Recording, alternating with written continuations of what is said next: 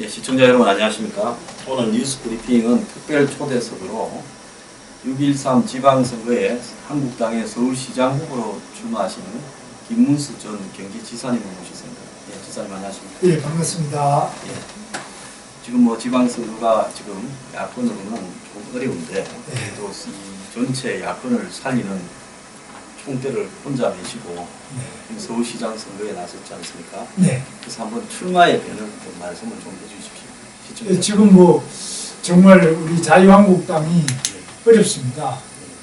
아시다시피 박근혜 대통령도 감옥 가 계시고 또 이명박 대통령도 또 감옥 가 계시고 또 우리 당이 지지도도 지금 어렵고 아직까지 완전히 당 자체의 당력이 회복도 안 돼 있고 또 요즘에 특히 남북관계 때문에 여러 가지로 우리 당이 마치 통일을 반대하는 당 비슷하게 이렇게 잘못 알려진 점이 있습니다. 그래서 어려운 점이 있는데 그러나 국민들이 요즘 민생이 너무 어려우니까 역시 민생 경제는 그래도 자유한국당이 잘하지 않겠나 하는 희망이 있습니다만은 전체 분위기가 워낙 이렇게 어려운 점이 있기 때문에 저도 다녀보면은 힘이 많이 듭니다. 그러나 시장을 갖는다든지 하면은 그때는 장사가 요즘 점점 안 된다. 그때는 차라리 나았다. 또 서울 시내 재개발 재건축이 한 400개 되는데 다녀보면은 그래도 우리 재개발 재건축이 지난 7년 동안 박원순 시장이 그 전에 하던 것 지금 다 안 되게 만들어놨다. 교통도 막힌다. 미세먼지도 지금 마스크 안 쓰고 못하는 게 있다. 이런 여러 가지 점 때문에 그래도 우리 당에 상당한 희망을 가지고 제가 이야기하면은 상당히 호응하시는 분도 있습니다. 이거는 젊은이들이 문제 같습니다. 제가 생각할 때는요, 그 한국당이 서울시장 후보를 지사님 나오기 전까지는 제대로 못 내는 거 아닌가. 이래서 이게 한국당이 제1야당이 오랜 전통을 가지고 얼마 전까지 집권하던 제1야당이 이대로 완전히 몰락하는 게 아닌가 하는데 지사님이 오시고 난 이후에 그래도 어려운 선거 여건이지만은 그래도 이 존재감이 분명히 부각은 되는 것 같아요. 근데 문제는 지금 이제 20대, 30대, 40대가 워낙 지금 이 보수 정당에 대한 부정적인 어떤 시각이 심한데요. 그건 뭐 선동에 의했을 수도 있고 또 프로파간다나 이런 부분들이 작용을 하고 또 무슨 대북 드라이브나 이런 것도 있지만은 지금 이 지사님이 보셨을 때 가장 큰 젊은 사람들의 그 지금 한국당 보수 정당에 대한 거부감의 요인은 무엇이라고 보십니까? 일전에 연세대학교에서 서울 시내 대학교 학보사 기자들만 한 50여 명 이상 모여가지고 상당한 시간 동안 서로 이렇게 질의응답도 하고 했는데요. 저는 상당히 놀란 점이 상당히 진지하고 또 저가 이야기를 소신대로 다 했는데 상당한 정도로 호응이 좋아가지고 역시 20대가 오히려 좀 낫다. 오히려 40대보다는 20대가 훨씬 좋습니다. 그래서 저는 젊은 사람은 저에 대해서 전혀 모르거든요. 그저 인터넷 쳐보면 뭐 119 뭐 소방관이 왜 전화했나. 저도 그 얘기 들었습니다. 그런 질문만 하지. 그 외에 뭐 저한테 대해서 제가 옛날에 뭐 운동권 출신인지 뭐 또 옛날 운동이 뭐 어떤 건지 잘 모르는 학생들이더라고요. 그래서 저는 뭐 진지하게 이렇게 사실대로 쭉 이야기하니까 상당히 그래도 공감도 있는 것 같고 그래서 저로서는 희망을 가지고 있습니다. 그래서 우리 젊은이들 요즘에 특히 알바 자리도 잘 없다고 하거든요. 알바 자리가 많이 없어졌죠. 최저임금이 있었는데. 그래서 그것도 또 질문을 하길래 제가 그랬어요. 여러분 최저임금 올리면 돈 많이 받죠. 그러나 일자리가 줄어드니까 알바 자리가 없어지잖아요. 그래서 그럼 근로시간 줄이면 좋지만 줄이는 만큼 사장 사람 안 쓰고 이제 가족끼리 나와서 하죠. 그러니까 젊은이들 금방 이해를 하잖아요. 그런데 이게 노동운동권에 잘못된 물이 들면은 저보고 야 배신자 자기가 노조위원장 해놓고 노동운동 하던 사람이 어떻게 그런 소리 할 수 있냐. 배신자라고 딱지를 딱 붙이거든요. 근데 젊은 사람은 그게 아니고 제가 설명하는 게 자기가 체험하는 거 같으니까 그냥 가만히 있어요. 저보고 딱지 붙이면서 욕을 안 해요. 그러니까 오히려 20대가 백지처럼 오히려 우리가 많이 접해야 되겠구나. 그런 생각이 많이 들더라고요. 예, 이 방송을 보는 젊은 20, 30대들은 잘 모르시는데요. 우리 김문수 지사님께서는 70년대에 한국의 노동운동, 그때는 주사파 노동운동, 민노총식 노동운동이 아니라 그야말로 전태일 사건 이후에 노동자의 처지가 지금 우리가 생각하는 것과는 차원이 다른 하루에 18시간씩 일을 하고 그야말로 정말 열악한 환경에서 병에 걸려 죽어가고 그런 희생들이 오늘날 발전의 미끄럼이 됐는데 그때 노동자들의 처지를 외면하지 못해서 많은 지식인들이 노동운동에 헌신을 했어요. 서울대 노승일 지사님 같은 경우에도 그렇고요. 그래서 우리 지사님 같은 경우에는 구로동에서 시작을 하셔가지고 그야말로 노동자의 이 삶의 조건을 개선하기 위한 그런 노동운동에 헌신적으로 일하고 그래서 전태일 기념사업회 사무국장도 하고 또 제대로 된 이 사회 약자들을 위한 정당을 만들자고 민중당을 만들었는데 지금 민중당이야 이름이 정당이 있지만 그거는 통진당의 후손이고 NL 우리 지사님은 노동자의 순수한 어떤 부분들을 개선하기 위한 그 정당 그래서 노동자 농민을 위한 정당 민중당을 했어요. 저도 그때 서울대학생으로서 장기표 선생 지역구에 이재호 선생 지역구에 가서 선거운동을 돕기도 했습니다. 그래서 한국 노동운동의 전설이고요. 특히 북한과 연결되는 주사나 이런 부분하고는 차원이 다른 약자를 돕기 위한 관점에서 노동운동을 하신 분입니다. 근데 아직도 이 무슨 좌파에서 전향했다 이런 황당한 소리를 하시는 분도 계신데 그 지사님 같은 경우에는 그런 젊었을 때 사회운동, 노동운동을 하시면서 지금 이제 보수 우파의 지도자 리더격이 되셨는데요. 그래서 가지는 사회를 바라보는 관점에서의 기성 보수들보다는 좀 낫다고 생각하는 점은 어떤 부분이십니까? 그래서 저는 뭐 아시다시피 서울대학교를 졸업을 24년 6개월 만에 했으니까요. 예. 뭐 한다고 24년 6개월이나 학교를 다니느냐. 제가 대학에서 재적을 2번 다녔고요. 네. 공장에 가서 7년을 있었는데 공장에서 해고를 2번 당하고요. 그 노조 위원장도 제가 한일 도르코 그 맨도칼 거기 위원장 하셨죠? 개봉동에 있었는데 아주 큰 공장입니다. 예. 노조원만 1000명이 넘었으니까요. 한 1600명 직원에 상당히 큰 데였습니다. 그런데 그 다음에 또 뭐 감옥을 2번 2년 6개월 갔다 왔습니다. 이렇게 몇 바퀴 돌고 나니까 24년 6개월이었어요.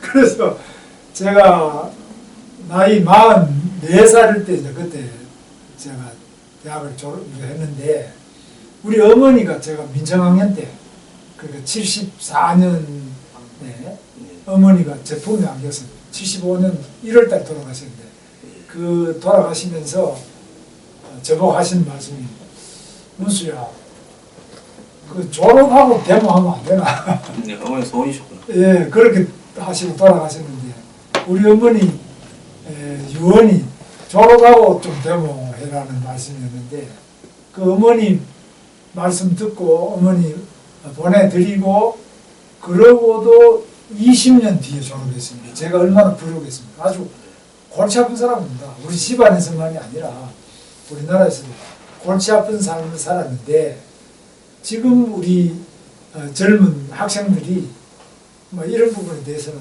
흘러간 옛노래처럼 이게 됐겠지만 저는 사실 지금 청계천 바로 전태일 분신했던 거죠. 평화시장에서도 제가 일을 하고 평화시장 신평화 또 을지삼가 동문삼가 이런 봉제 공장 미싱 공장 거기에 다림질도 하고 이렇게 해가지고 한 1년 정도는 그쪽에서 일을 하다가 도저히 힘들어서 안 되겠더라고요. 그때는 통행금지가 있었는데 통행금지 직전까지 일을 하고 통행금지 아슬아슬하게 12시 되기 직전에 집에 도착해서 그래서 자는동 난동하고 또 가서 이렇게 해도 10,000원밖에 못 받았는데 한 달에 10,000원이죠. 한 달에 10,000원이죠. 그래서 요즘 최저임금은 하루에 10,000원을 먹어요. 그때는 한 달에 10,000원 받았어요.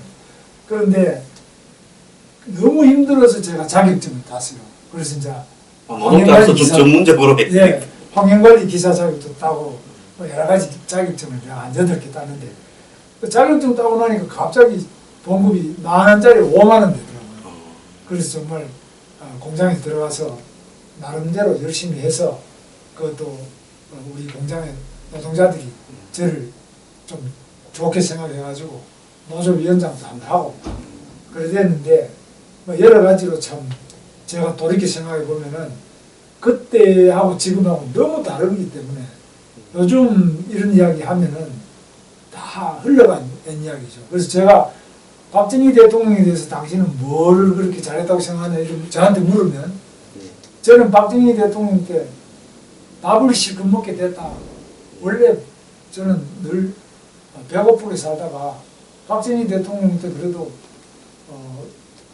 허기를 면하고 밥을 실컷 먹게 되고 요즘에는 저도 다이어트 신경 씁니다.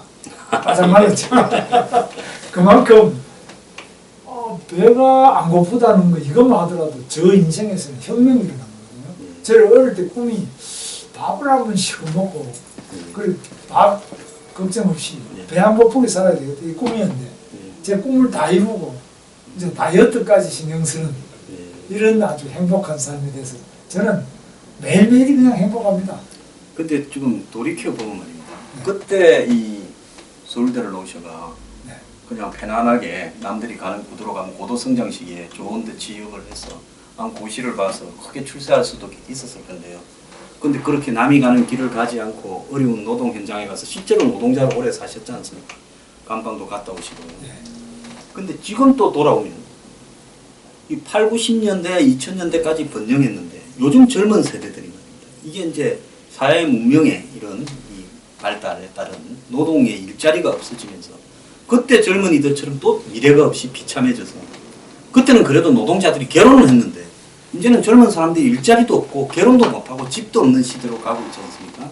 이걸 바라보면서 지사님께서는 요즘 젊은 세대들에 대해서 어떤 좀 마음을 이렇게 가지고 계십니까? 그렇습니다. 제가 이제 늘 그 이야기하는 게 저는 뭐 늘 공장에서 산재 위험, 저도 일하다가 손가락 잘릴 뻔만 했는데 제가 처음에 국회의원 나왔을 때 그때만 하더라도 악수를 이렇게 사람들하고 해보면 악수가 우리 정치인 직업이 악수하는 거니까 악수를 해보면 손가락 없는 사람이 그렇게 많아요. 요즘도 덜 있습니다만 그 손가락이 없는 사람이 거의 1할이 넘어요. 그래서 그 이유가 이제 프레스가 많은데 그때는 이제 프레스로 싹싹 졸다가 보면은 손가락을 잘라버립니다. 그래서 손가락 잘리는 거는 뭐 너무너무 많이 있는 거고 노래 중에도 손가락이 잘린 그런 노래가 많이 있어요. 그래서 그만큼 손가락이 잘리면서도 월급은 10,000원밖에 못 받으면서 그러면서 매일 터지고 욕먹고 그렇게 공장에 다니다가 그래도 결혼해야 되면 결혼해서 이렇게 살면서 평균 수명도 지금보다 짧지만 참 제대로 여가 시간도 없었는데 그래서 저 같은 경우는 이제 제 아내도 군호공단에 세진전자라는 거기 노조위원장이었습니다. 그래서 우리 둘이가 만나가지고 단돈 10만 원도 없이 우리는 결혼을 했어요. 정말 뭐 저는 유산 1원도 못 받았고 제 아내도 뭐 별 돈 없고 이래가지고 그렇게 예식장도 아니고 그 드레스도 안 입고 결혼을 했는데 그리고 단칸 세방 월세방 하나 얻어가지고 단칸 세방에서 우리가 애를 낳았어요.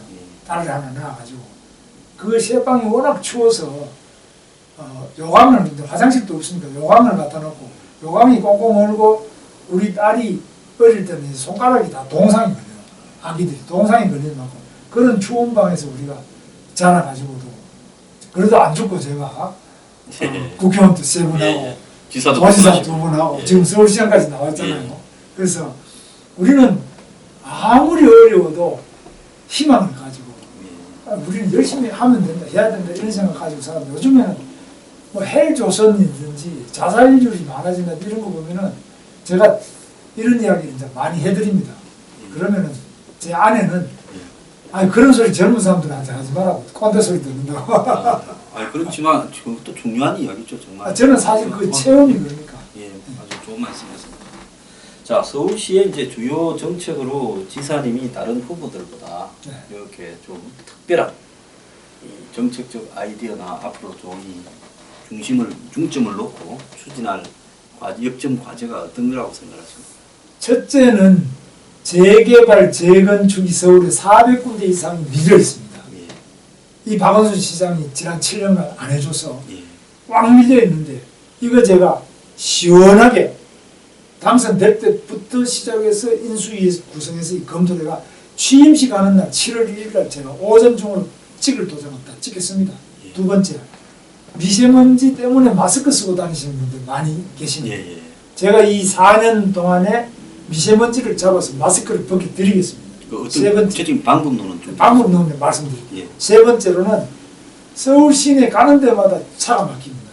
이 교통을 시원하게 제가 뚫어드리겠습니다. 그리고 서울 시내에 대학교가 망한 게 있는데 예. 이게 우리 서울의 보배입니다. 대학교 주변에다가 제가 도시계획상 인센티브를 드리겠습니다. 종상향이라고 합니다. 종상향을 시켜가지고 예. 거기에 좋은 빌딩 같은 거 많이 지어가지고 거기에 세계적인 연구소를 유치하고 거기에 도서관, 예술관, 공연장 그리고 우리 젊은들이 창업센터 또 창업지원센터 이런 것들하고 원룸 같은 것도 스마트하게 만들어가지고 우중충한 하숙방보다는 더 좋은 깨끗한 이런 주거를 만들어 드리겠습니다. 그래서 젊은이들에게 일자리를 만드는데 제가 일자리를 전국에서 가장 많이 만들 자신이 있습니다. 제가 경기도지사 할 때도 전국 17개 시도 중에서 16개 합친보다 경기도 하나가 일자리를 더 많이 만들었습니다. 50% 이상 제가 매년 만들어냈습니다. 그래서 서울은 경기도보다 더 조건이 좋습니다. 왜? 이런 좋은 대학이 있고 이런 좋은 젊은 인재가 많기 때문에 교통이 또 편리하고 그렇기 때문에 충분히 할 수 있습니다. 그래서 일자리를 확실히 만들어 드리겠습니다. 크게 봐서 이 네 가지인데 자세한 거는 또 하나씩 설명을 드리겠습니다. 그럼 저 미세먼지는 지금 전 국민이 아마 서울 시민이 특히 가장 우려하는 부분이라고 봅니다. 이게 뭐 한국 같으면 과거에 뭐 맑은 가을날, 봄날 이런 게 사라져 버렸지 않습니까? 너무 힘든데 사실 중국의 영향이 매우 클 거라고 보이는데 지금 중국에 말 한마디 못하고 있지 않습니까? 그런 부분에 대해서 지사님께서는 후보님께서는 생각이 있으십니까? 미세먼지는 오세훈 시장 때까지 계속 떨어지다가 박원순 시장이 들어오고부터 그때부터 머리를 쳐들어가지고 계속 미세먼지 농도가 높아지고 있어요. 예. 7년간. 그래서 이거는 박원순 미세먼지입니다. 이게 그냥 중국 미세먼지가 아니고. 오세훈 시장 때도 중국에서 바람이 불어왔거든요. 근데 박원순 미세먼지 이거를 어떻게 김문수가 잡겠습니다. 어떻게 잡냐? 제가 환경기사입니다. 그러네요. 76년에 제가 한일 도로 공장에 들어가서 그때 굉장히 그 시험이 어려운데 그 시험에 합격을 해가지고 제가 2년 동안 환경기사로 일을 했고요. 그 다음 국회에 가서 국회의원은 제가 10년 했는데 6년을 환경위원을 했습니다. 그리고 경기도지사를 8년 하는데 제가 팔당 물을 1급수로 지금 깨끗하게 만들었고요. 또 그때도 미세먼지나 각종 대기 오염을 잡았습니다. 그래서 저는 실무의 경험을 공장에서 국회에서 또 행정을 하면서 다 이 환경 부분에 실적을 가지고 있고 지금 어떤 후보보다도 또 어떤 시도지사보다도 제가 이거는 해낼 수 있습니다. 그래서 첫째, 미세먼지를 잡기 위해서 예산을 환경예산 2배 늘리겠습니다. 서울 시내 환경예산이 2조 내지 4조로 늘리겠습니다. 어떻게 하냐? 첫째는 측정망이 잘못되어 있는 게 많은데 측정망을 현재보다 5배 늘리겠습니다. 서울 시내 미세먼지는 현재 발표하는 것보다 더 미세먼지 지수가 높습니다. 무슨 소리냐? 덕수궁 돌담 안에 상당히 사람 키보다 훨씬 높은 데다가 미세먼지 측정소가 있는데요. 저는 그거는 그대로 두고 지금 있는 거는 다 두고 새로 바로 시청광장과 덕수궁 그 인도 사이 차도하고 인도 사이에 1.5m 사람 코높이에다가 미세먼지 측정을 하겠습니다. 그러면은 분명히 지금 있는 것보다 수치가 높아질 겁니다. 야, 그러면 이거 더 심해진다. 그게 아니고 측정 장소가 다르고요. 지금 또 종로 오죽과 동사무소 위에 가도 5층에 19.5m 넘는데 그 20m 지점에서 미세먼지를 잡고 있습니다. 그거 다 잘못된 겁니다. 그리고 서울시청 전철, 지하철 개찰구 옆에 미세먼지 측정기를 갖다 놨습니다. 근데 플랫폼 안에 한 계단 더 내려가 플랫폼 안에는 없습니다. 거기에 또 제가 직접 플랫폼을 기다리고 있잖아요. 차 올 때까지.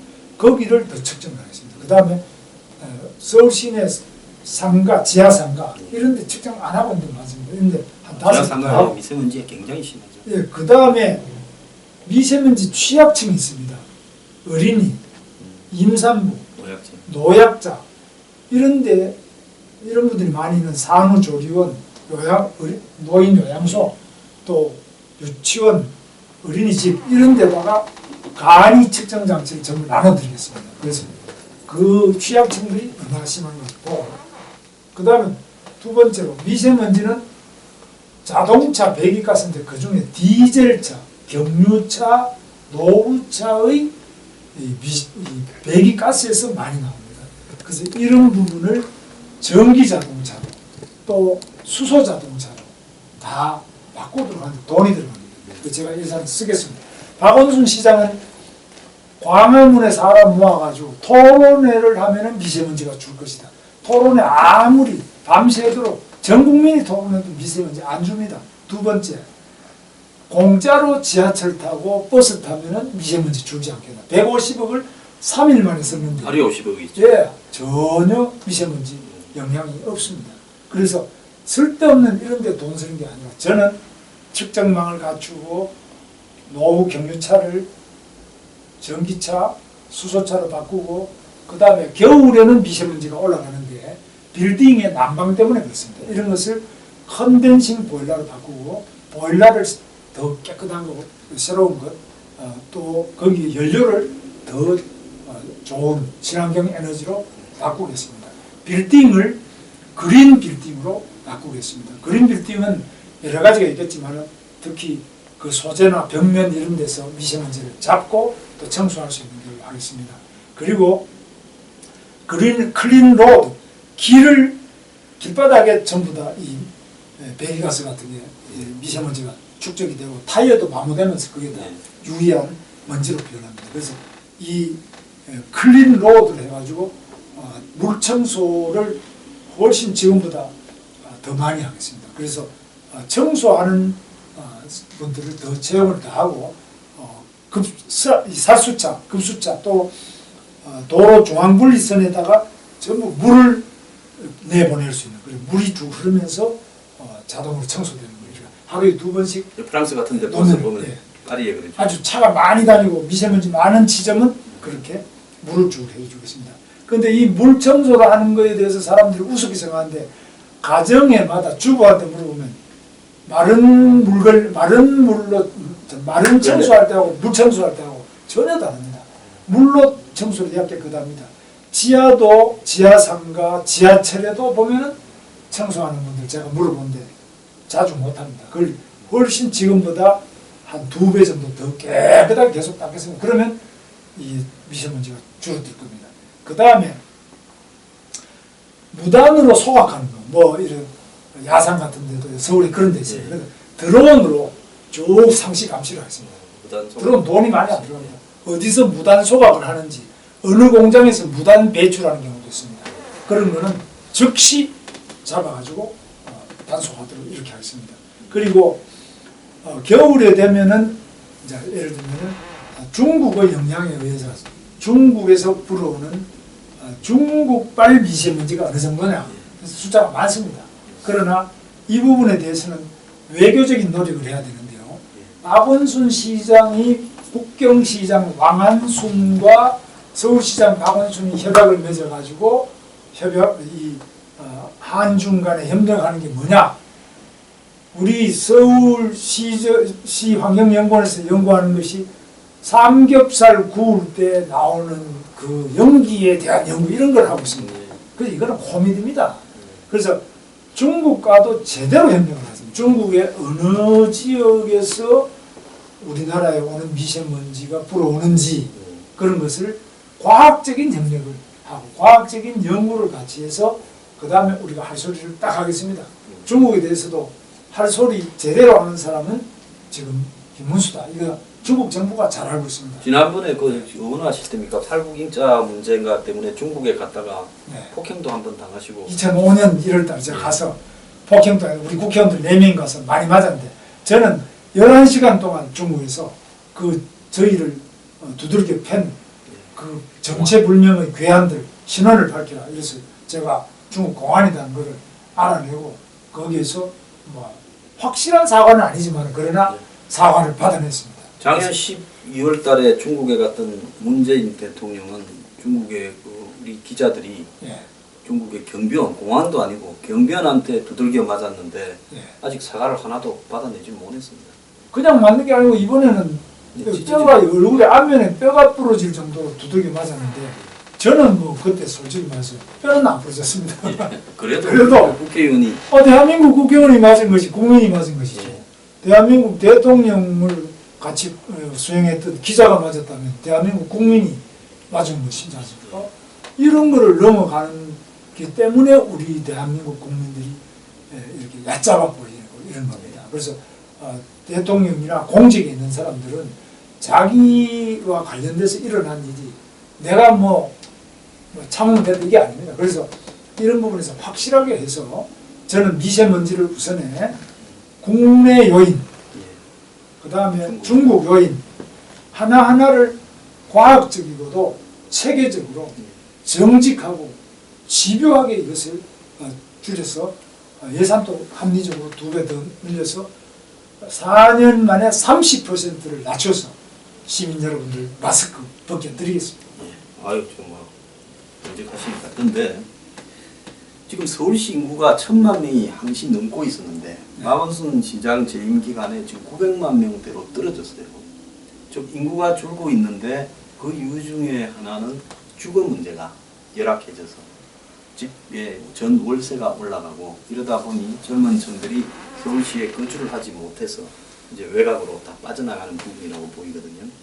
그래서 지사님이 이제 400군데에 재개발을 하게 되면 거기에 따르는 이제 서민층 같은 경우에 자신의 주거를 이룰 수 있는 문제도 있지 않겠습니까? 그래서 그런 문제, 주거 문제에 대해서는 어떤 좀 고민을 하셨습니까? 서민층의 또 젊은 층의 주거 문제. 지금 이렇습니다. 주거 문제 중에서 서울역 앞에 보면은 서부역 앞에 용산구 청파동이 있습니다. 예. 법정동으로는 서계동이라는 데가 있는데 거기에 주민들이 요청해서 제가 가봤습니다.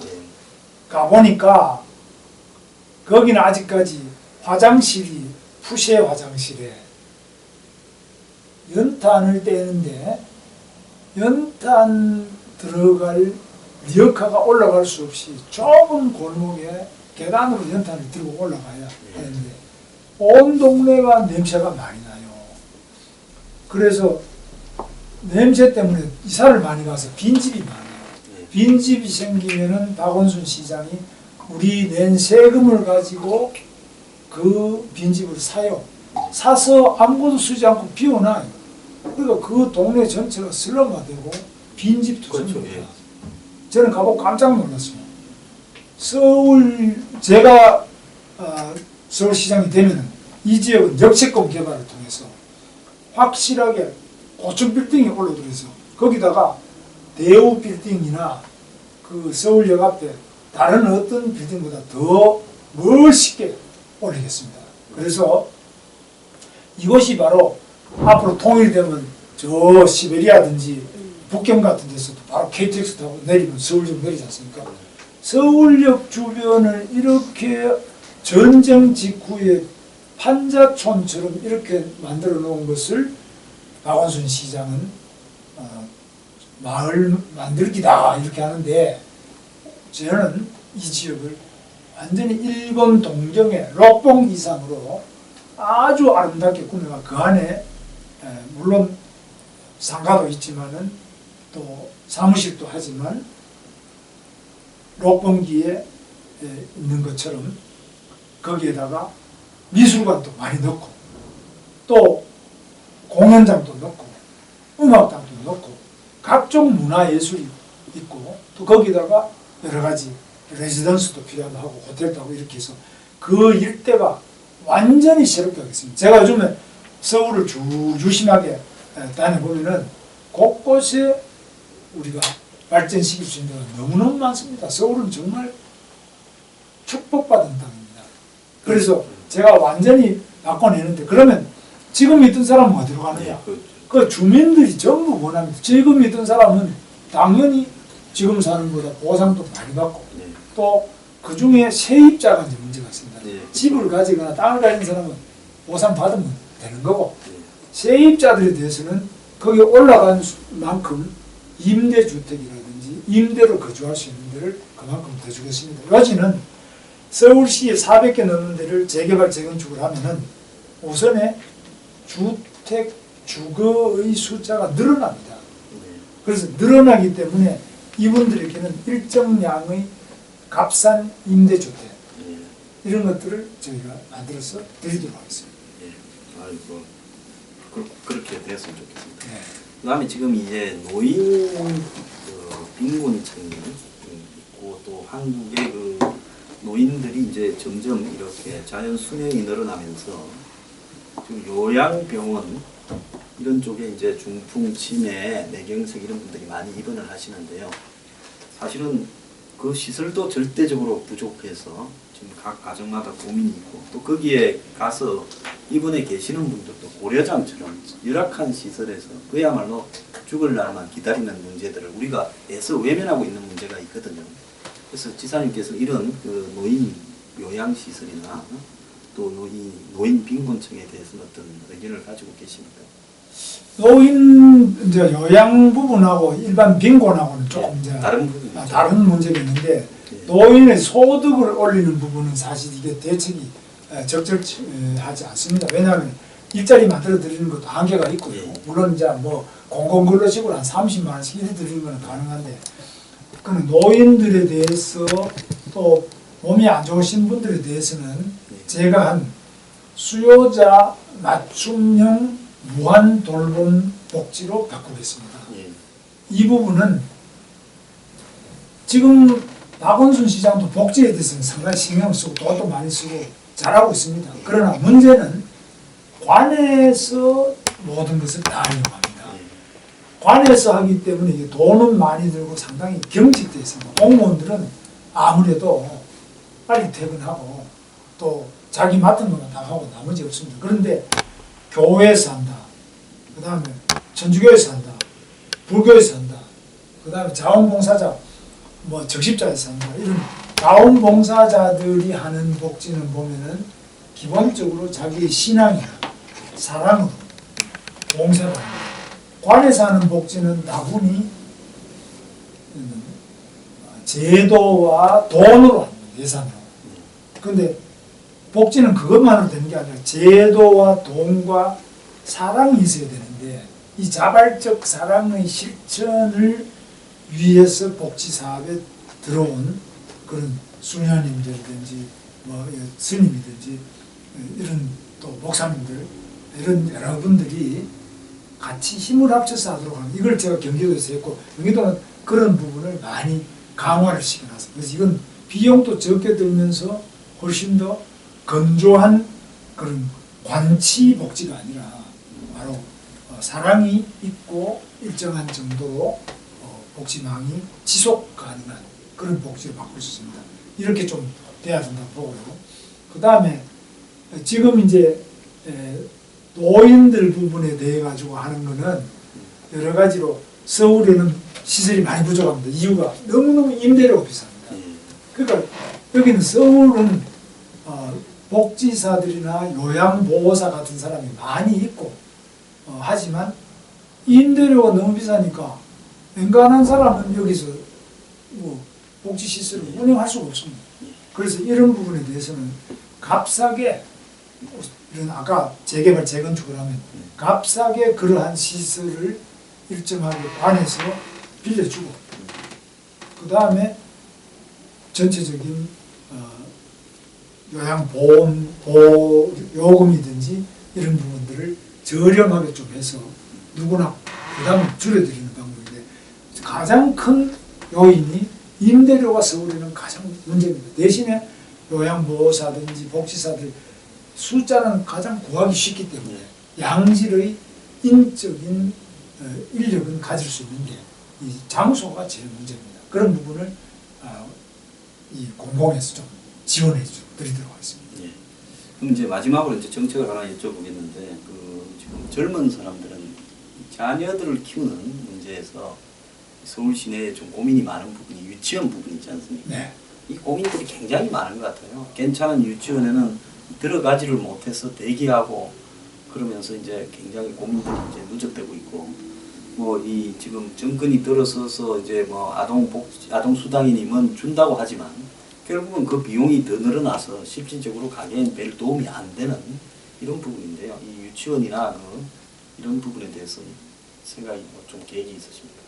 그렇습니다. 지금은 유치원보다 더 문제가 어린이집. 예, 그렇죠. 어린이집 유치원. 자, 보육 다음에 그 다음에 유아교육, 그 다음에 초등 저학년 교육, 초등 고학년 교육, 그 다음에 중고등학교 교육 이렇게 볼 수 있겠는데 요지는 이 부분에 대해서도 돈을 더 써야 됩니다. 답이 없습니다. 그래서 우리 저출산을 막기 위해 가지고는 어머니들이 아기를 낳아서 자기 품에서 키우는 것이 제일 좋고요. 그것을 못하는 맞벌이 엄마들은 늘 평생 가슴에 남습니다. 저도 어릴 때 저는 딸이 하나밖에 없습니다. 우리 딸을 우리가 만든 어린이집에다가 이렇게 키웠는데 그때는 좀 제도 자체가 정부에서는 전혀 없을 때입니다. 우리가 그냥 자발적으로 해서 해봤는데 제 아내 같은 경우는 내가 쟤를 키웠어야 되는데 내가 못 키웠다 이런 거에 대해서 늘 엄마는 그 죄책감을 가지고 있습니다. 그래서 엄마가 키우는 이상으로 잘 안심하고 키울 수 있도록 이렇게 해줘야 되는데 그러려면은 제가 이제 경기도에서 그걸 많이 했습니다. 첫째는 3교대 하는 엄마가 있습니다. 야간에 출근해야 되는 엄마, 경찰, 그 다음에 소방, 간호사, 그 다음에 공장에 다니는 분 중에도 반도체 공장은 다 야간에 24시간 풀로 도니까. 그래서 이런 밤에 출근해야 되는 엄마들 새벽에 퇴근하는데 새벽에도 졸리니까 아기 못 보잖아요. 그럼 새벽에도 맡아주고 밤새도록 맡아주고 엄마가 찾아갈 필요 있을 때는 찾아가고 아니면 계속 맡아주면 24시간 365일 엄마 품처럼 맡아주는 이런 어린이집을 제가 만들었습니다. 돈이 많이 들어가요. 왜냐하면 선생님들이 밤에 안 하려고 하니까. 근데 서울은 그래도 조건이 좋아요. 선생님들이 많이 있으니까. 저는 경기도 저 이천 하이닉스 옆에 이런 데 만들면 선생님이 없어요. 그럼 집까지 드려야 돼요. 선생님들 다 집 드리면서 또 야간 근무를 하는 거예요. 야간에 돈도 많이 들이면서 이렇게 하면 돈이 많이 들어가죠. 그러나 그런 식으로 확실하게 서비스를 해드려야 어머니들이 애를 낳습니다. 예, 그 점이 있고. 두 번째, 초등학교 저학년 이런 경우에는 학교 교실이 빈 교실이 요즘 많아요. 빈 교실을 온돌방으로 완전히 꾸미고 여기도 돈이 많이 들어갑니다. 애 하나에 저학년들 하나에 마치고 나면은 점심도 먹여주고 숙제도 해주고 뭐 피아노 배우고 있으면 피아노, 바이올린 배우고 있으면 바이올린 뭐 다 원하는 거 하고 그다음 텔레비도 같이 봐주고 가정처럼 이렇게 하는데 그렇게 하면은 우리 어린 학생 하나에 뭐 한 달에 거의 한 8, 90만 원 이상 들어갑니다. 그렇게 확실하게 그 예산을 집어넣어 가지고 봐줘야 됩니다. 그러면은 성적 유선 애들이 올라가고 얼굴이 밝아지고 엄마도 만족도가 높아져서 전혀 뭐 문제가 없어요. 그래서 이런 어린이들, 아기들에게 그만큼 돈을 써야 되는 겁니다. 안 쓰고는 안 됩니다. 근데 이런 부분에 대해서 너무 현실에 안 맞는 그런 걸 해놓고 엄마 보고 맡겨라. 그 엄마가 심지어는 어떤 어린이집에 맡기니까 뭐 꼬집고 때리고 뭐 이러더라. 그럼 누가 맡기겠어요? 그래서 그런 것들을 완전히 엄마의 걱정을 덜어드릴 수 있게 돈도 쓰고 제도도 발전시키고 여러 가지 잘못된 거는 바로 그런 일이 있으면 서울시장이 책임지겠다.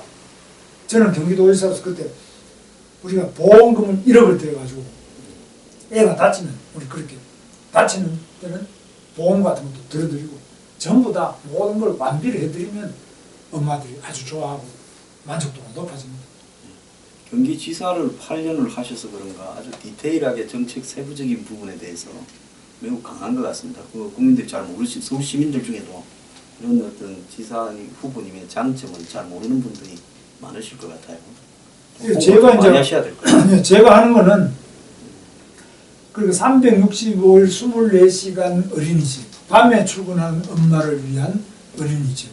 그것도 밤에 출근하다가 그 엄마가 또 낮에 출근해요. 그럼 낮에 출근할 때도 맡겨도 되고, 밤에 출근할 때도 맡겨도 되고, 휴가 때도 맡겨도 되고, 뭐 언제든지 맡길 수 있도록 이렇게 하는데, 그런 부분은 제 경험, 제가 또 매우 골치 아픈 사람 돼가지고 제 아내하고 이렇게 아기를 키우면서 겪었던 거를 이거를 지금 보니까 개선이 안 되고 있어요. 그래서 좀 개선하려고 했고, 그 외에도 가정 파견 어린이집. 어떤 경우는 선생님 중에서 아기를 직접 낳아보고 다시 교육을 일정한 시간 받아가지고 상당한 경험과 교육 수준이 높은 분들을 집으로 보내드리는 겁니다. 그 엄마의 집으로. 대신 좀 비싸요. 두 분이 계약을 합니다. 비싸지만은 엄마로서는 정말 믿을 만한 그런 선생님이 원해요. 자기 집에 어린이집에 가면은 전염병도 오기로 했는데 자기 집에 선생님이 직접 오니까 그럼 선생님은 그 건강검진도 우리가 다 해줘요. 서울시에서 다 할 거예요. 그리고 항상 그 선생님들의 수준이 떨어지지 않게 주기적으로 교육을 계속 시켜드립니다. 한 집에 고립되어 있기 때문에 시켜드리고 그 다음에 장난감이나 교재 교구도 전부 집집마다 배달해드립니다.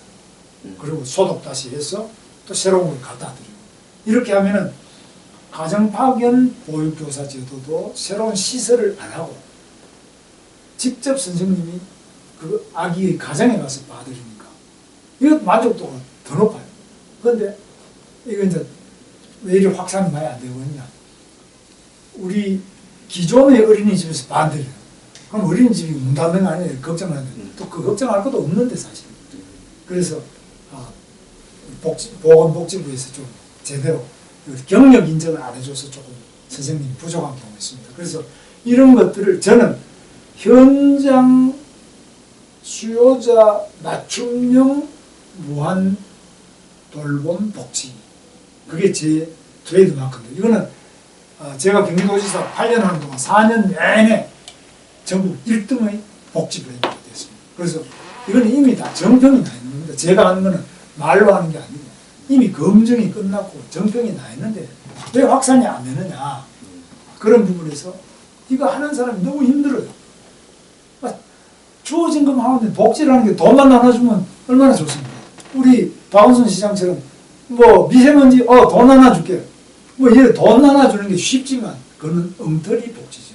그래서 중요한 거는 그 수요자를 만나서 컨설팅을 하면서 그걸 하나하나 고쳐나가는데 돈도 들지만 그만한 전문성과 사랑과 그 시스템이 받쳐줘야 돼요. 그냥 돈 하나 주는 게 복지가 아닙니다. 그 후보님께서는 경기지사 시절에 택시 운전을 이렇게 주말이나 가끔씩 하셨죠? 네, 현직 지사로서요. 제가 한 50일 이상 했습니다. 택시 면허가 있는 모양이죠, 운전은. 저는 경기도에도 택시 자격증이 있고요.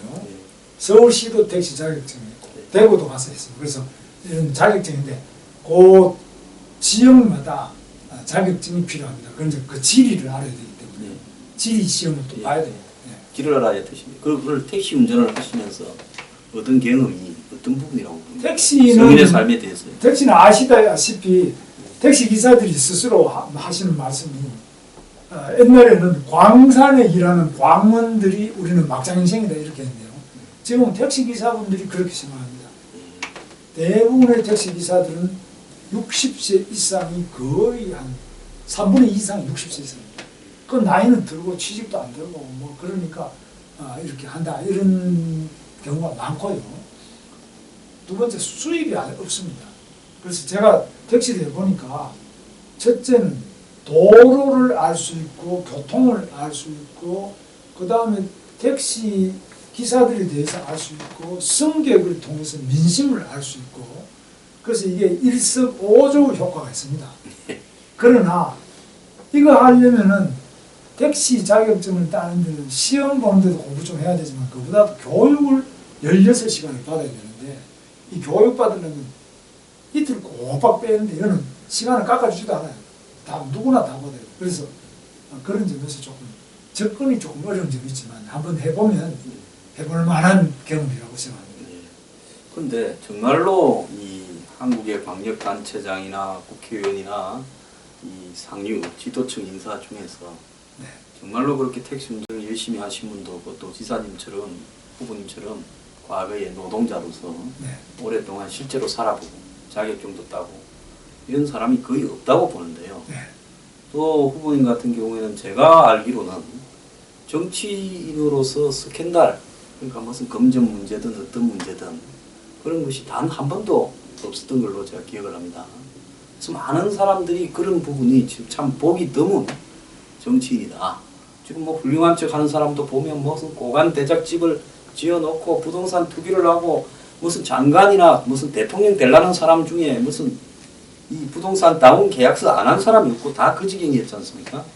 근데 그런 게 전혀 없는데 그래서 국민들이 봤을 때는 그야말로 참 국민들이 순수하게 그야말로 국민들을 위하는 깨끗한 정치인의 대명사이고 또 서민의 삶을 잘 아는데 그런데 대중적으로 이렇게 진화성이 없다. 또 대중적으로 쇼맨십이 부족하다. 이렇게 해서 딱딱한 것처럼 하면서 이미지 정치에 능한 국민들이 이 후보님에 대해서 좀 과소평가를 하고 있다. 이런 부분에 대해서는 좀 어떻게 생각하십니까? 뭐 제가 스캔들이 119에 왜 전화했냐 이 스캔들이 그 유일한 스캔들이죠. 그래서 제가 그럽니다. 119에 전화한 거 그게 도지사로서 해서 관등 성명을 요구하는 것 자체가 도지사가 원래 해야 될 일인데 119라는 거는 도지사가 지휘하고 임명하고 승진시키고 그 복무기간을 책임지는 그런 게 119거든요. 소방서는 그 도지사 관할이죠. 도지사 소방, 서울은 서울시장 관할이고 예. 당연히 한데 그 소방관이 제 이야기를 도지사 김문수면 이러니까 이 사람 장난 전화하지 뭐 도지사가 나한테 뭘 전화를 해 이래가지고 장난으로 생각하고 계속 그렇게 받았고 저는 또 이 사람이 기강을 안 지키고 근본을 안 지켰냐 그래가지고 이게 일어난 일인데 이거 외에는 그렇게 나를 흠잡을 게 없는가 저는 그런 생각을 많이 합니다. 뭐 다른 사람들처럼 뭐 내가 돈을 받아가 뭐 감옥을 갔다든지 뭐 선거법 위반했다든지 이런 게 있어야 되는데 그런 게 없으니까 이걸 가지고 계속 이야기를 할 만큼 저는 솔직히 말해서 재미없는 사람이에요.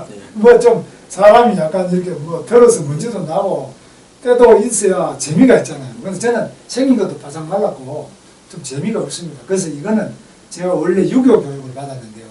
어릴 때부터 시골에서 경북 영천이시죠? 예, 서당에 다니면서 명심보감부터 뭐 사서삼경 이런 거를 배우면서 자랐는데 이 유교의 핵심 기독교도 똑같고 불교도 똑같습니다만 모든 거는 결국 마음, 자기의 양심, 이 양심과 생각과 말과 행동이 일치해야 된다.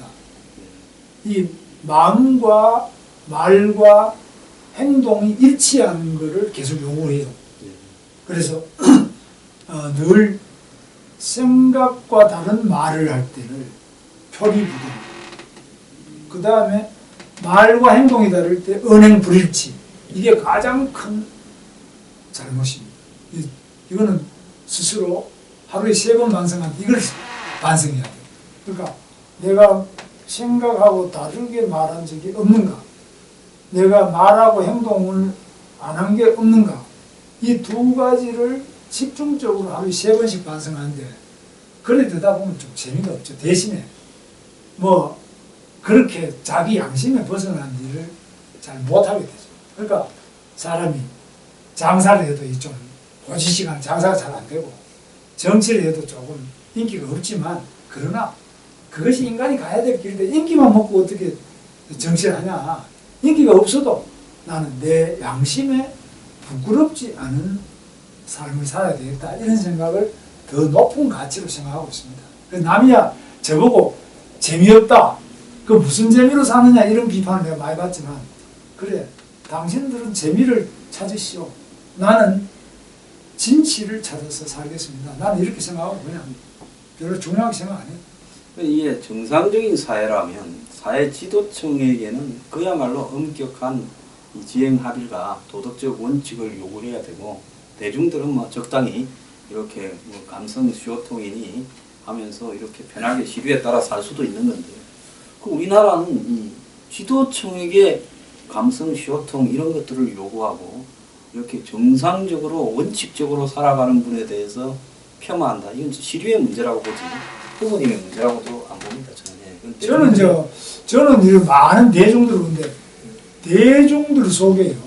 그리고 못 배운 사람들이고 더 험한 일을 하고 지위가 좀 낮다고 생각하는 분들 속에 더 진실과 우정과 신의와 이런 것들, 자기 부모에게 효도와 이런 높은 인간적 가치가 더 잘 살아있습니다. 오히려 좀 잘 나가는 사람이 뭐 내가 유학까지 가가지고 외국에 살면서도 부모한테 아무도 안 온다든지 늘 외국 가서 박사까지 하고도 부모의 돈 있는 거 돈 달라고 그런다든지 이런 사람도 저는 주변에 많이 보는데 정말 어려운 사람들은 초등학교도 안 나와가지고도 무슨 어려운 일을 해서도 부모한테 그래도 한해씩 알아드리는 분도 있습니다. 예. 자, 엊그제입니까? 안철수 후보와 단일화를 말씀을 하셨어요. 네. 자, 그건 어떤 심정에서 하신 겁니까? 그래서 실제로 지금 보면 외관상으로 지지율, 저도 그 지지율은 믿지 않습니다. 거품도 있고 또 시류와 이렇게 관계돼 있다고 보는데. 네. 근데 이제 외관상의 지지율로 보면 1위와 2, 3위 이제 차이도 좀 나는 부분이 있어서 2, 3위가 서로 합쳐야 이길 수도 있지 않겠냐 그렇게 산술적으로 생각하는 분들도 있어요. 근데 이제 그 단일화를 이렇게 말씀을 꺼내신 이유는 어떤 데 있습니까? 기자들이 하도 물었어. 기자들이 물었어요. 예, 20개씩으로 계속 묻더라고요. 근데 그게 관심이 많으신가 봐요. 그래서 제가 답을 했어요. 저는 단일화를 한다면 당연히 안철수 후보하고는 박원순 시장 둘이가 단일해야 안 되느냐. 왜냐하면 원래 밀어주고 밀었던 사이. 네, 7년 전에 박원순 시장이 5%도 안 될 때 안철수 후보가 당시에 벤처 신화의 주인공으로서 높은 지지도를 가지고 밀어가지고 시장이 됐잖아요. 아니면 박 시장이 어떻게 시장이 됐겠어요? 그러니까 박 시장을 만든 산파, 산모는 안철수다 이렇게 보니까 박 시장이 7년 동안 잘못했으면 안 후보가 자기가 책임을 느끼는 것이 맞다. 지금 그러고 나는 책임을 느끼고 들어간다든지 아니면 박 시장도 내가 이제는 할 테니 당신이 남일이라든지 이렇게 하는 게 맞지. 거기다가 정당도 민주당 국회의원도 하시고 또 박원순, 안철수 두 분 다요. 또 안철수 민주당 대표도 했잖아요. 저하고는 유승민 후보, 그 다음에 바른미래당 유승민 후보 보고 저하고 단일하라 이러면은 저는 유승민 또 그 아버지 유수호 국회의원이든지 다 우리 당에 뿌리가 있는 그런 분들이요. 당연히 생각도 같고 정치적인 그 여러 가지가 같잖아요. 그러니까 하면 되는데 같은 당에 있지만 안철수 후보는 솔직히 민주당 쪽의 뿌리와 그걸 가지고 있고 유승민 후보는 우리 당 쪽이 가지고 있는데 저는 우리 당이 과거 친박 친이 싸우다가 결국 두 분 다 감옥 가버리고 당이 쪼개졌다고 요즘 이제 거의 합쳐가는데 아직까지 덜 합쳤죠. 일단 합치면서 자유민주주의를 지지하고 수호하고자 하는 이런 분들을 다 모셔야 되겠다. 그래서 안철수 후보도 과거에 어떻게 됐든 간에 나는 문재인 대통령이 헌법 고칠 때도 자유를 빼려고 하는 이야기도 나오고 우리 학생들 교과서에서도 자꾸 자유를 빼고 말이지 이렇게 하니까 나는 자유민주주의가 있어야 되고 또 한미동맹이 중요하다. 자유민주주의를 지키는데 자유기업이 중요하다. 뭐 이런 확고한 자유민주주의자로서 신념을 확실히 가진다면은 우리하고 뭐 같이 하는 것이 의식할 하나도 없죠. 그런 뜻입니다. 예. 만약에 안 후보가 적극적으로 네. 그래 단일화 합시다 네. 하고 김 후보님한테 제안을 하면 어떻게 네. 하시겠습니까? 뭐 그런 부분에 대해서는 본인이 그러니까 정치공학적으로 우리가 둘이 합쳐야 이기지 않겠습니까? 예. 이것만 가지고는 안 되고요. 예. 그런 거는 솔직히 말해서 두 번째고 저한테는 예. 중요한 거는 내가 봐서도 문재인 대통령과 박원순 시장이 자유민주주의, 자유기업, 자유언론, 정당의 자유 이런 것들에 대한 여러 가지 도전을 많이 하는 세력들이니까 자기는 여기에 맞서서 자유민주주의를 지키는데 자유한국당하고 힘을 합치자 이렇게 나온다면 당연히 제가 가서 손을 맞잡겠습니다. 예. 가치의 중심에 의한 그렇죠. 예. 그래서 이제 자유민주주의를 지키기 위한 그렇죠. 그런 협조라면 서로 간에 얼마든지 네. 생각해 같이 가야 됩니다. 좀 옳은 말씀이라고 보시고요. 그 다음에 지금 이제 보수가 엄청나게 위기다. 네. 좀 이러지 않습니까? 사실 뭐 요즘 나오고 있는 여론조사나 이런 부분들이 정상적이라고 보지 않습니다. 국가 안보가 이렇게 흔들리고 있는데 마치 평화나 통일이 임박한 것처럼 다들 착각을 하고 있고 드루킹 사건에 의해 가지고 민주주의의 본질이 왜곡되고 있는데 이런 부분에 대해서 크게 심각하게 받아들이지 않고 또 보도하는 언론의 태도들도 문제가 있다고 보는데요. 근데 어쨌거나 이 대중에 의해서 지금 보수가 상당히 폄하되거나 조롱받고 있고 또 위기다, 괴멸이다라고 하고 있는데요. 후보님께서는 보수를 지킬 수 있는 유력한 저는 인물이라고 봅니다. 가진 자질이나 가치, 또 신념. 중국에 가서 탈북자를 위해서 말씀을 하다가 매를 맞을 정도면 그건 뭐 확실하다고 봅니다. 그런데 그런 부분에서 기존의 보수가 많은 잘못도 있었으니까 이 지경이 되지 않았겠습니까? 그 부분에 대해서 보수를 재건하기 위한 노력들이 어떻게 진행되어야 되겠는가 하는 말씀을 한 말씀 좀 해주시죠. 첫 번째가 단결해야 됩니다. 지금처럼 우리가 이렇게 거의 괴멸 상태에 오게 된 이유는 친박 친이 사고다 그런 거 아닙니까? 예, 그렇게 됐죠. 냉정하게 말해서. 그리고 두 분 다 감옥 갔잖아요. 안 싸웠으면 두 사람 다 그럴 일이 없었겠죠. 네. 그분들이 뭘 잘못한 게 그렇게 많습니까? 저는 늘 그렇게 이야기합니다. 박근혜 대통령이 뭐 24년형을 받을 만큼 잘못한 게 대화 안만 받으면 뭐가 그리 있습니까? 이명박 대통령도 자기 직무 중에 한 게 아니고 뭐 다스 이야기를 하는데 다스는 개인 사기업에 관한 문제인데 그거 가지고 대통령 한 사람이 감옥까지 가야 되는 문제가 그런 게 있나. 국정원장이 3명이 연속 다 감옥 갔습니다. 이거 우리가 자유민주주의자들이 굉장히 깊이 반성해야 돼요. 그래서 저는 늘 이야기하지만 무조건 뭉쳐야 산다. 흩어지면은 다 죽는다. 한국의 자유민주주의는 첫째 뭉쳐야 된다. 단결해야 된다. 두 번째 쇄신해야 된다. 지금 우리들 자신이 젊은이들이 없잖아요. 그 제가 우리 당 비상대책위원 할 때 당헌 당규를 고칠 때 제가 대학생위원회를 만들자 그랬어요. 대학생위원회가 있어야 된다고 하니까 다들 웃더라고. 그때 우리 의결할 때 거기 오신 위원들이 다 투표권 있는 사람 다 웃어요. 아, 지금 45세도 안 돼가지고 우리는 지금 청년을 45세까지 보거든요. 우리 당이. 45세도 못 구하는데 대학생들을 어떻게 구해서 위원회를 만드느냐. 안 되면 제가 자식들이라도 데리고 오자. 뭐 어떻게 하든지 간에 집집마다 자기 집 자식이라도 데리고 와서 만들어야 될 거 아니에요. 젊은이가 없는 우리 정당이 어떻게 미래가 있느냐. 그래서 오겠습니다. 만들었는데 뭐잘 되는 건 아니지만 그래도 요즘에는 투스 포럼이라든지 여러 가지 젊은 자유주의자들이 나오잖아요.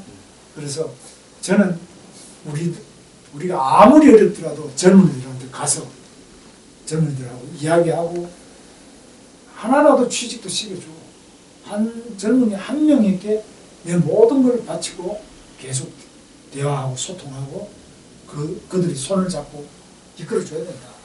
저는 그렇게 생각합니다. 그래서 두 가지. 하나는 단결, 하나는 쇄신, 혁신인데 그것은 젊은이들하고 공감하고 하나가 되지 않고서는 우리는 미래가 없다. 이 두 가지는 꼭 말씀드리고 싶습니다. 지금 그 지자체 선거가 거기에 나선 후보들의 자질을 비교하고 그래서 그 후보들 중에 누가 더 이 지자체를 잘 끌어갈 것인가 이렇게 봐야 되는데 이번 선거는 문재인 대 야당 후보의 대결로 가고 있는 것 같아요.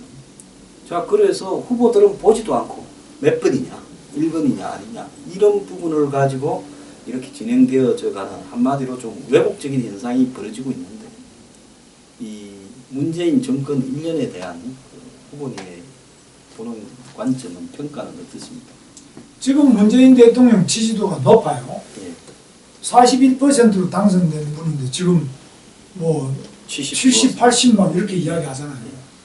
그래서 제가 볼 때는 뭐 높은 거 자체는 좋은 거지 뭐 나쁠 게 없지 않습니까?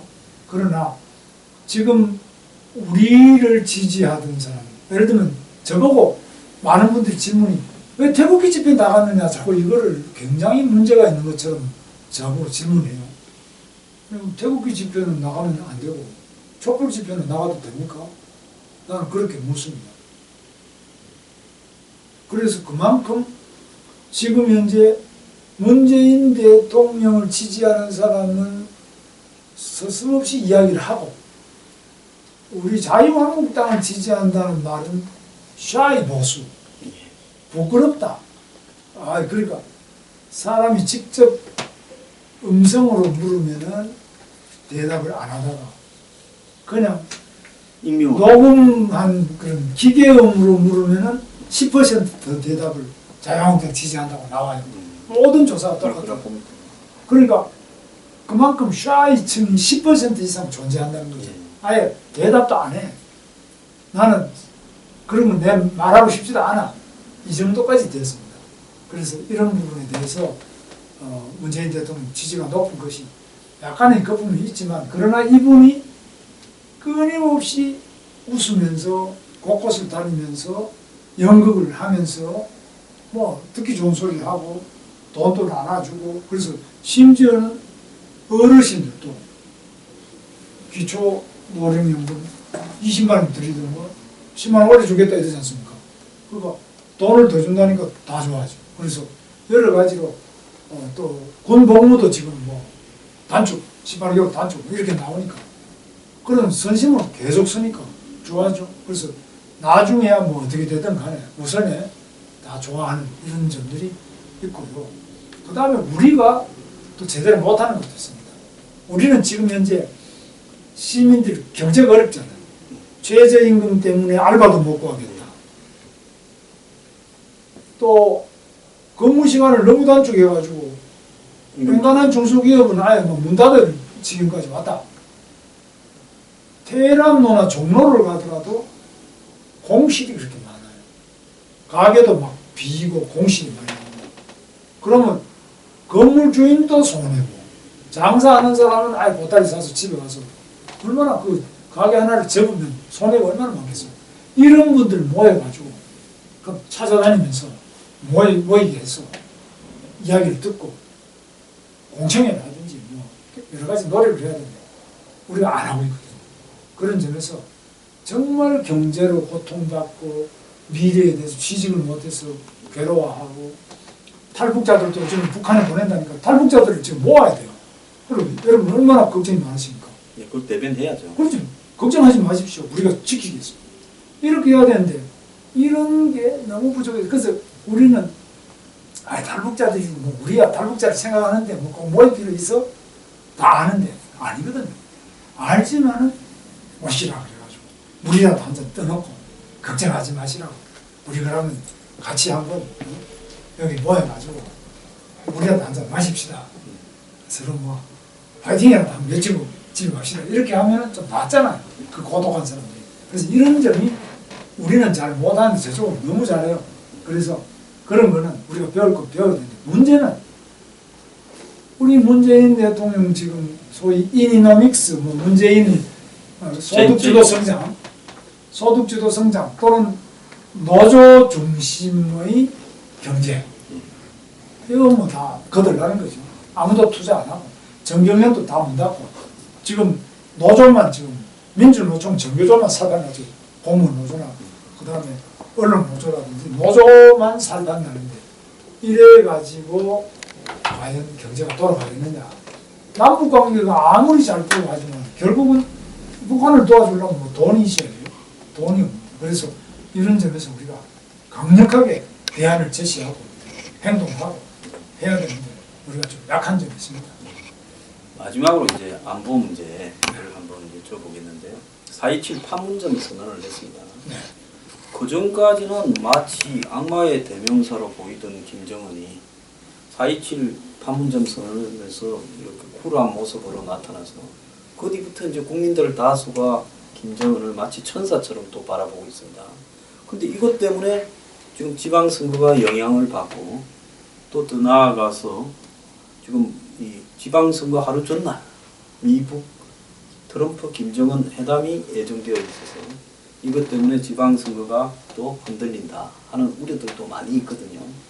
그래서 국민들이 어떤 이 안보 문제에 있어서 지금 가지고 있는 이 국민들의 정서가 굉장히 좀 마치 연예인들을 좋아하거나 적당한 이슈에 따라가는 것처럼 심각하게 고민하지 않고 안보라는 것은 그야말로 우리가 살아가야 될 토대인데 이런 부분들을 너무 가볍게 생각하지 않나 하는 우려가 굉장히 많습니다. 이 부분에 대해서 한 말씀 좀 서울 시민들한테 해주시죠.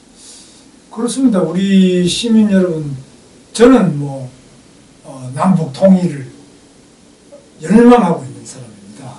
그리고 남북 통일이 그냥 통일이 자유 통일을 열망하고 있습니다. 독일처럼요. 그러나 월남처럼 공산 통일은 저는 목숨을 걸고 반대합니다. 그런데 우리 지금 요즘에 나온 여론조사를 보면은 김정은에 대한 지지율이 거의 70%를 넘는다는데, 야, 이거 제가 알기로는 김정은은 자기 고모부도 박수 제대로 안 친다고 다 총으로 쏴 죽이고, 자기 형도, 큰형도 다 화라룸푸르까지 가서 독살을 해서 죽이고, 얼마나 많은 양민들을 수용소에 가다 놓고 저렇게까지 하는데, 그러면 보면은 벌써 뭐 그 다 굶어 죽는 동네에서 본인이 그렇게 많이 먹고 거지도 제대로 못하고 이러면 그 독재자도 그 뭐 금방 표가 나잖아요. 그걸 어떻게 그럼 70% 이상 좋다고 그러면은 우리가 지금 어떻게 무슨 기준으로 살아야 되나 나 굉장히 쇼크를 많이 받았어요. 저는. 많은 분들이 요즘 그거에 저는 정말 충격을 받았습니다. 그런데 지금 중요한 거는 북한의 핵을 폐기하는 거예요. 1번이고 그 다음에 북한이 저렇게 세습 독재로 사람들을 그 인민을 괴롭힐 게 아니라 바로 개혁 개방의 길로 나와야 되는데 우리 탈북자가 잡혀간 사람만 UN 한국 인권사무소 우리 종로에 있습니다.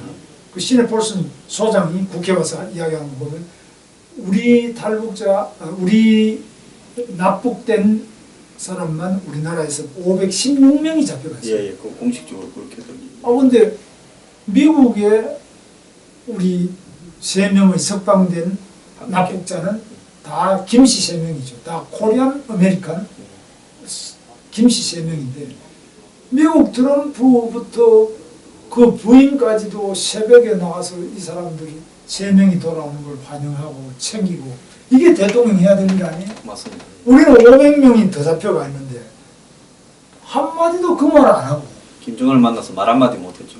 그냥 무슨 뭐 평양 냉면이 맛있느니 뭐 이렇게 할 만큼 우리나라가 한가한 나라냐.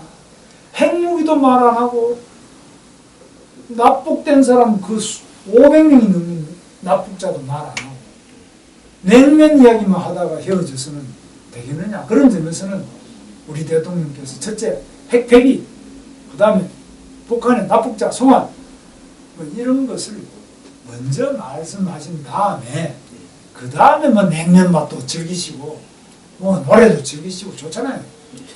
그래서 선무가 있고 또 다 이 국민들 중에 피 맺힌 사연부터 먼저 이렇게 좀 해주시기를 바랍니다. 네, 오늘 참 좋은 말씀 감사하고요. 네. 이 방송을 보시는 서울 시민들한테 네. 마치시는 또 꼭 네. 하고 싶은 말씀을 한마디 해주십시오.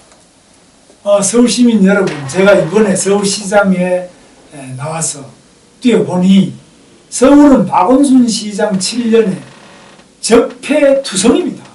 이번에 적폐를 청산합시다.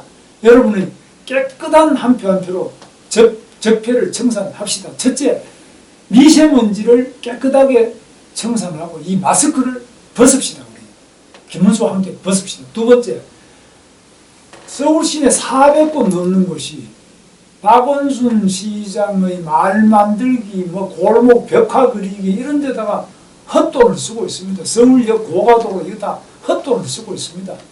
이런 400군데 넘는데 우리 국민들이, 우리 시민들이 원하는 집을 법에 맞춰서 다 지을 수 있게 이 김문수가 확실히 우리 집을 지을 자유를 찾아드리겠습니다. 이 박원순 시장이 우리 집을 규정대로 짓지 못하게 하는 이 적폐 우리가 소중한 한 표로 청산합시다.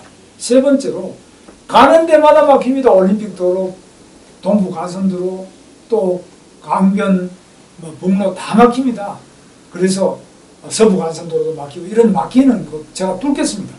지하철 3, 4호선도 제가 다 급행화시키고 GTX, ABC 노선을 빨리 착공하고 빠른 교통 제가 반드시 해내겠습니다.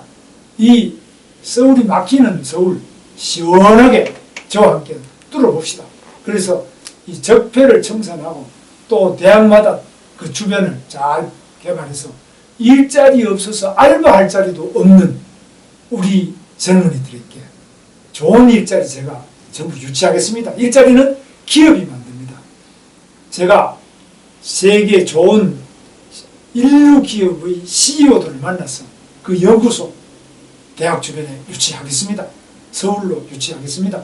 젊은이들, 우리 젊은이들 고급 돈에 많습니다. 열정이 있습니다. 책임감이 높은 우수한 우리 젊은이들에게 세계 최고의 인류 기업의 연구소 유치하고 또 세계적으로 뻗어나갈 수 있는 취업 지원을 제가 하겠습니다.